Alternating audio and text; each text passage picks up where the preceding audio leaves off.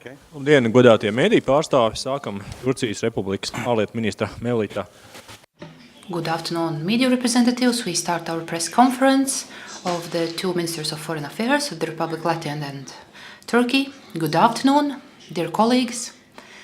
We have just concluded our meeting, and I must say it's already long-term cooperation and friendship with my colleague, Turkish colleague, Mr. Mevlüt Çavuşoğlu. We already met earlier, and it was already 5 years ago. And I must say that during the time, I can say for sure that bilateral cooperation of our countries have developed in a very positive mood, both ways, political and economic level, also within NATO. We have agreed also to have joint economic and committee here in Riga.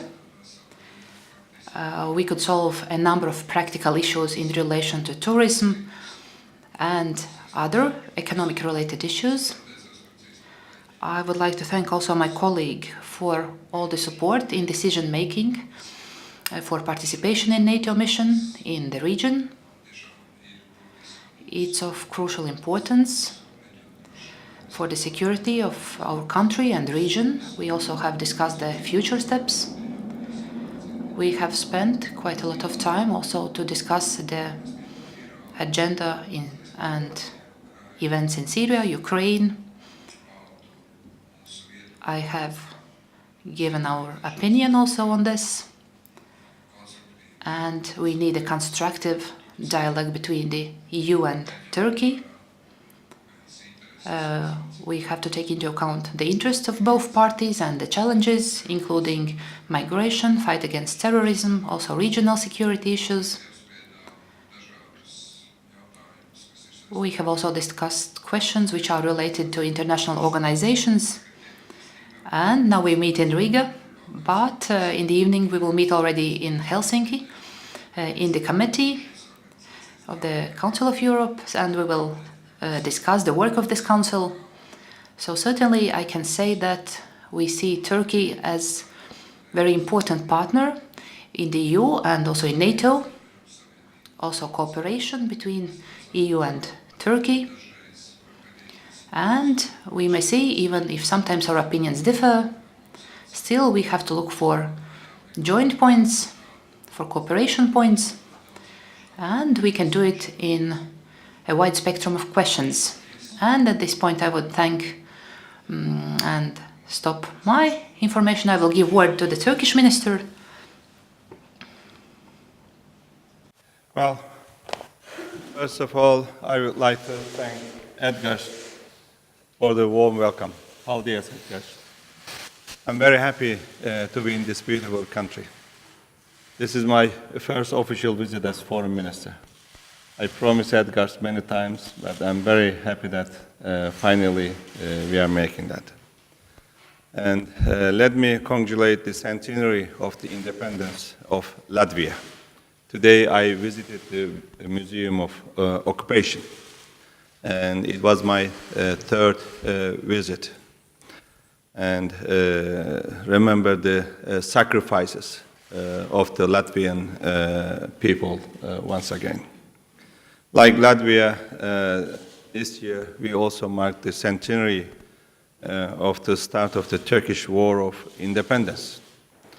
And in 4 years from now, we will celebrate the centenary of our republic.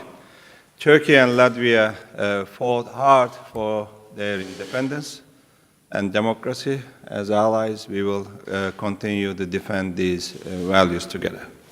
This morning I was received by President Vionis. We had a very fruitful meeting. We discussed many issues.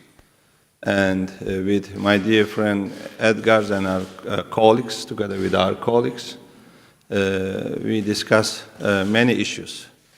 Bilateral issues first. We have no outstanding bilateral issues. We have excellent political relations.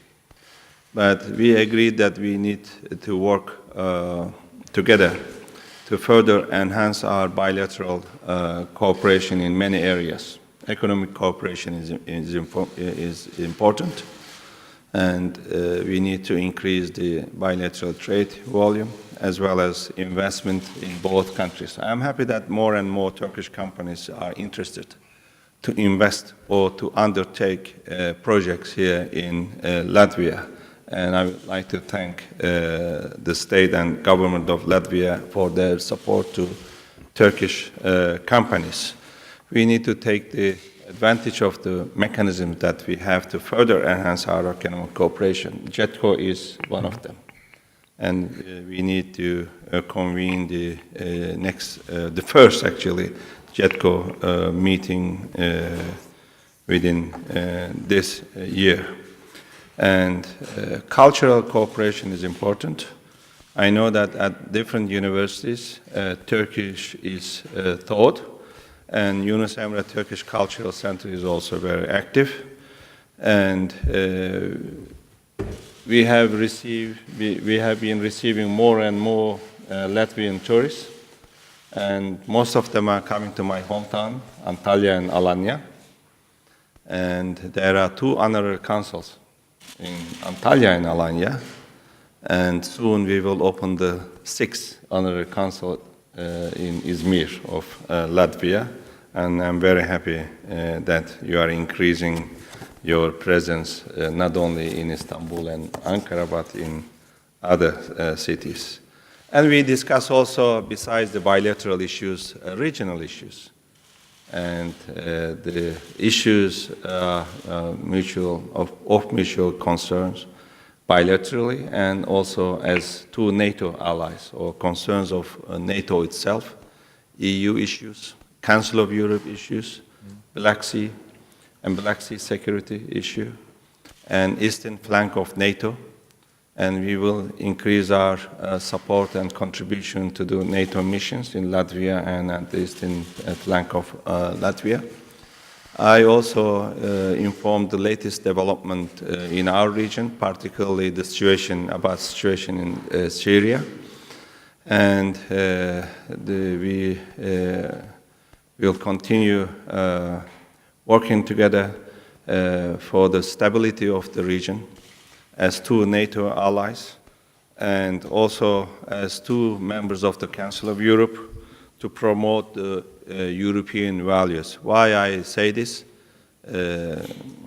Unfortunately, we have been facing serious challenges, including the rise of xenophobia, discrimination, and intolerance, hatred, and far-right or very far-left ideologies dominating the European politics instead of our core values.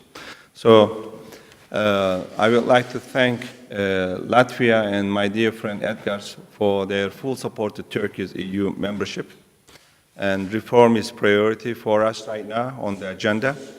And Reform Implementation Action Group met recently once again. And the serious reform packages are on the way. And we have been working with European Union and the Council of Europe in that end as well. But I'm very grateful the continuous support of Latvia to Turkey's EU membership. Thank you very much. Paldies. Mums ir ļoti maz laika un viens. We have short time schedule and a couple of questions.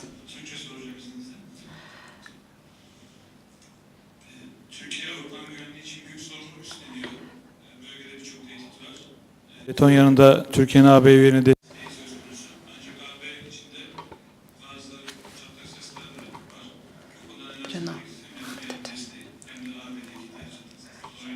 Yeah.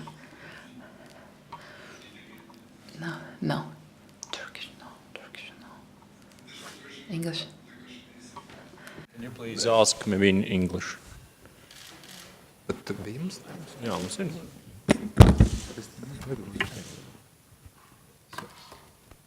Ministri kungs, godātais Minister, yeah, I will translate the question.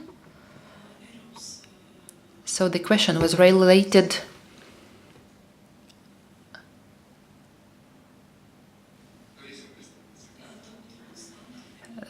double standards, so the question of different attitudes from the side of the European Union.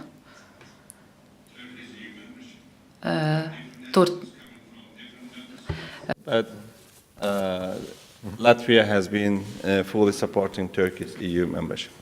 Can I just get a bit explanation? Look, it has been our belief that enlargement policy of the European Union should be active, and I think that we have seen that EU enlargement over those years, especially also our own experience, shows that it contributes to stability and development in the continent. We also see that now there are 28 countries, but we see also a very, very difficult process of Brexit. So when you speak about enlargement and Article 49, don't forget that we are also engaged in Article 50. We are engaged in European elections, and as you know, and actually Mevlüt already noted that, and I fully agree with that, that there is now a very, very worrying pattern of raising xenophobia, raising extreme ideologies, populist movements. So from this point of view, those issues are not very easy, and not all member states can, for their internal political reasons, to have the same kind of policies on that or another issue.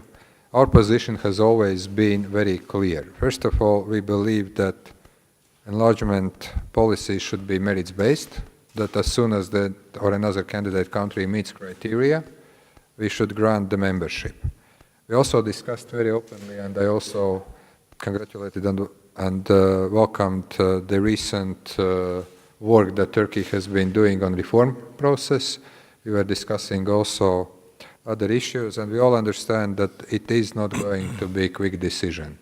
But my position is always, and that probably contrary to some of colleagues, that we need to speak with all countries. We need to have the process, because the process also helps both sides to understand each other and also better prepare for eventual enlargement. Many of my colleagues from Turkey, both European affairs ministers and foreign ministers whom I've worked together, have always said that they want quicker solution, and they also have always noted about some double standards. My answer is that inevitably this is not going to be easy process, but we still need to work on this. We still need the patience, and I think that we already discussed some very important issues where we need to have this very, very important dialogue. For instance, migration issue, fight against terrorism, issues that are related with the reform process. And yes, we have some issues, as you may imagine. We are discussing about judicial issues, judicial rulings, media freedom, but then don't forget that also within European Union we have now Article 7 procedures within the Union. So those are things that are not easy to be addressed, not only with the candidates, but even inside the European Union, and we are still trying to find the best solutions for both. So I wouldn't say there are double standards. The life is simply much more difficult than it used to be 20 years ago. Thank you very much for your question. And once again, at the outset, I would like to express our gratitude to Latvia and other member states for their support. There are some member states have been against Turkey's EU membership since we started the negotiations. It's nothing to do with the obligations that Turkey has to meet, that Turkey has to honor. Even those very good days in our relations, excellent days, those countries were still opposing Turkey's EU membership for different reasons, because they don't want to share the power with Turkey. And this is what we mean. But membership is based on the chapters, and all those chapters have opening and closing benchmarks. And we are ready to meet the opening benchmarks and the closing benchmark. If Turkey doesn't meet the benchmarks, no chapter will be open or no chapter will be closed. Fair enough. And even though they are admitting that Turkey has been contributing tremendously to EU issues and Europe, in many ways. Edgars mentioned some of them, and tremendously, and without any hesitation. And migration is one of them, which is, I think, the biggest challenge that Europe has been able to manage thanks to Turkish support. So in our accession process, we just don't want to have any political obstacles. If it is about the technical criteria, we are ready to meet. If Turkey doesn't meet, and there should be no membership. Fair enough. What we actually request is not very difficult. It is quite fair. Thank you. Un pēdējais Edgars Džēls no Reuters. So the last question from Edgars Džēls from Reuters. From Reuters news agency. Let me please ask you two questions, but it's about the same topic. One question goes to Mr. Çavuşoğlu. I would like to ask you about Turkey's ongoing dispute with the US, our purchase of Russian missile system S-400. Washington says that it would be dangerous to have S-400 co-located in Turkey alongside the US F-35 jets. We know that these jets have also participated in the airspace patrolling in the Baltic states, and we know also that the S-400 have been deployed in Kaliningrad region, which is near the Baltic states. Did you discuss this matter with your Latvian colleague? And the second question goes to Latvian Foreign Minister. Does Latvia agree with Turkey that it would be possible to operate S-400 and F-35 jets without undermining the defenses of F-35 jets? Thank you. Well, first of all, I have to emphasize once again that it was not a choice for Turkey. Turkey wanted to buy its urgent need, which is air defense system, from its allies, and mainly United States and some European allies. And we couldn't actually purchase those systems from our allies for the last 10 years. And that's why we had to buy from Russia. And Russia made the best proposal for us. And now we have seen these claims coming from United States. And NATO Secretary General made it very clear, including his deputy undersecretary, that any member state has the right to buy its system from any country. Period. And what is the claim of the United States? That this S-400 can pose threat to F-35s or other NATO systems. First of all, we have made very clear that this system will be fully under our control and it will not be integrated to NATO systems. If Americans' claims are true, then in this case, I think S-400s already reached the technology of F-35s in Syria, here in Baltic region, also in the north, because there are S-400s in Syria and under the full control of Russians, and Americans and Israeli F-35s already actually flew around there. And there are S-400 batteries just other side of the border with Norway, and Norwegian F-35s are around. So if this claim is actually true, it has happened already. But I'm the politician. I'm not a technician or I'm not an engineer. And who should make the assessment?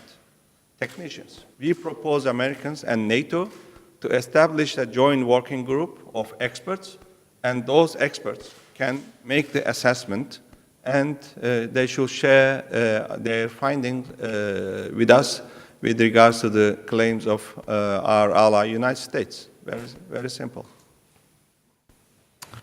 Well, first of all, yes, indeed, we discussed also this issue, and I think we had a very good, open and frank discussion also on the purchase of S-400. I also raised some of our concerns that I don't think is a big surprise to our Turkish friends, that we don't see this as probably the best option, but I also listened very carefully to what Mevlüt explained to me. I do believe that there is two sides. One is the political side, and another there is technical side. And as Mevlüt said, I wouldn't go also into debate about technical issues because both of us have degrees not in military or physical science. But from the political point of view, my take and my message would be that we need to try to resolve this issue. Whatever disagreement on whatever issue we have among allies or between allies must be worked out, because it is also the matter for the whole alliance. On technicalities, yes, indeed, I do believe it's a sovereign right of the United States to decide to whom they want to sell what kind of equipment or don't. So it's entirely the US decision. From the technical point of view, again, this is also the issue that I can't comment whether technically it is feasible or not. Maybe some kind of expert consultations would provide the answer, but then at the end of the day, I still believe that we are talking here more about politics rather than about technical solutions. My only wish would be that we have such kind of debates in an open, not emotional way, making rational agreements, making rational choices, and also putting the interest of the whole alliance as the interest number one. Paldies, paldies, ministrs kungiem. Paldies. Thanks.